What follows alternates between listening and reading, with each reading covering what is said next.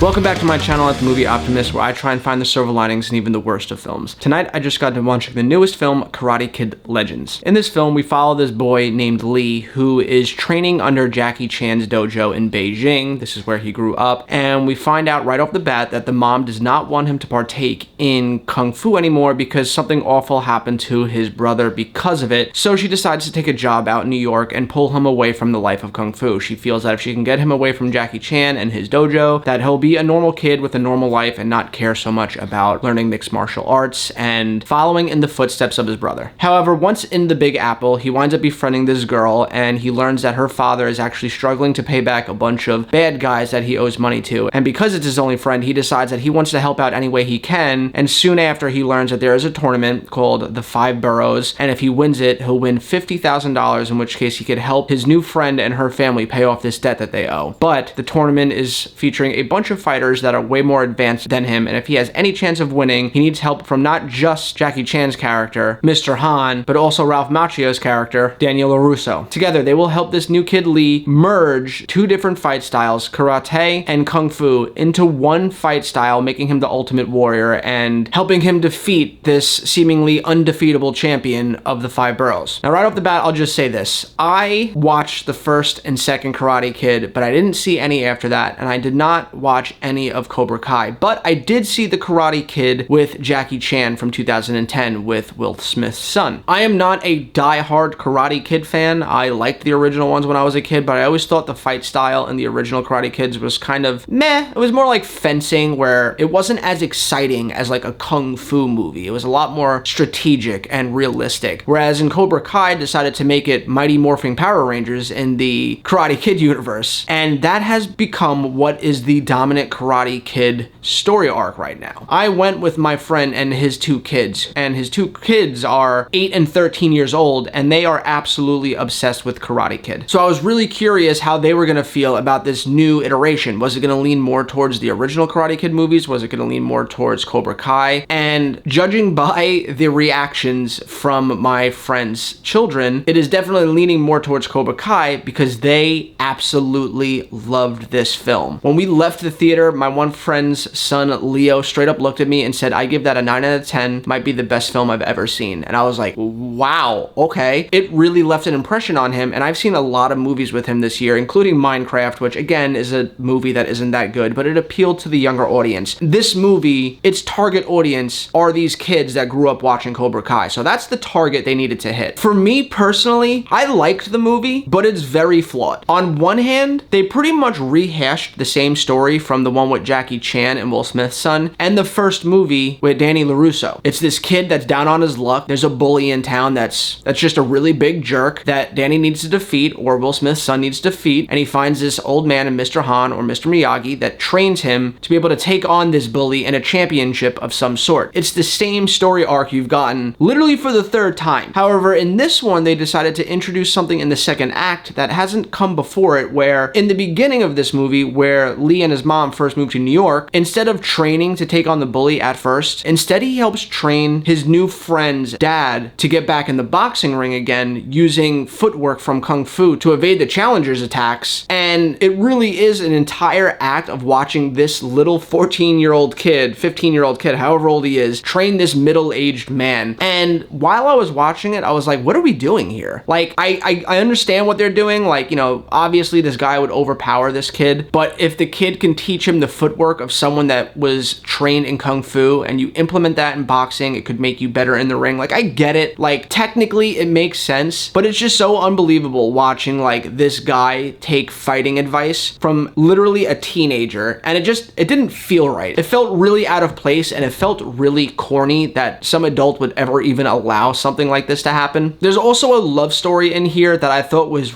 really cheesy, and it was really forced, and they have cute chemistry as like two kids that are friends, but I didn't buy the love story aspect of it. And then on top of that, they have to introduce a lot of YA young adult drama in there. They have to make everything really over dramatic. Not only is the main bad guy bullying the main lead, Lee, here, but on top of that, he's of course the ex-boyfriend of the girl that Lee has fallen in love with. So they just double down on the teen drama of it all. They have the will she get back with him, won't they? Now Lee's jealous because he doesn't know if she really likes him or if she might get back with her ex, and it's just like stuff that you'd see in, like I said, like a young teen adult show or movie. And I was like, Karate Kid shouldn't really be about that. It should be about these kids learning martial arts as a form of discipline and patience and seeing them overcome bullies. Like, that aspect of this universe I really like, but the romantic love story being pushed in here just felt really out of place. Like I said, it was really cheesy, it was really corny. I never believed once that they were in love. But that being said, aside from the fact that we have a 15, 16-year-old kid training a middle-aged man to be a boxer and this forced love story that just didn't feel right being there, everything else about the movie was really enjoyable. The main kid that plays Lee, he's a really good actor. He's really charismatic and he's fun to watch. He nails all the scenes that he needs to be emotional, that he's hearkening back to a memory he has with his brother of the tragic event. He nailed everything, and he also did all of his own stunts here, and I thought he was excellent in the film. Seeing Jackie Chan and Danny LaRusso come back to help this kid train felt epic. It felt nostalgic, just like you would want it to feel. Watching them all train together on this rooftop was a lot of fun. Lee's best friend, which is this kid that's also his tutor, was also a standout in this movie and really funny. At first I didn't know if I liked him or not, but then there's a scene where he's helping to serenade a romantic dinner between Lee and this girl, and he's singing this iconic song for them with a guitar, and I won't spoil what it is here, but it really wound up working for me and I wound up really liking him as a character. And last but not least, the thing that's most important in a Karate Kid movie is the fighting, and it's all really excellent here. From start to end, the fight scenes are all really dynamic. They flow really well. They're really well choreographed. They're epic. They're hard hitting. It's definitely a far cry from the way that the first and second Karate Kid fight scenes are. This is very much more Cobra Kai style with a lot more action, a lot more Mighty Morphin Power Rangers flips and kicks. And if that's what you loved about that show, then I think you're gonna love the fight scenes here. I didn't watch the show, but I just like really well choreographed fight scenes, and they were all really engaging and epic, and I like all of them. The movie's also filmed very stylistically, where sometimes it looks like it's almost a music video, where you're seeing two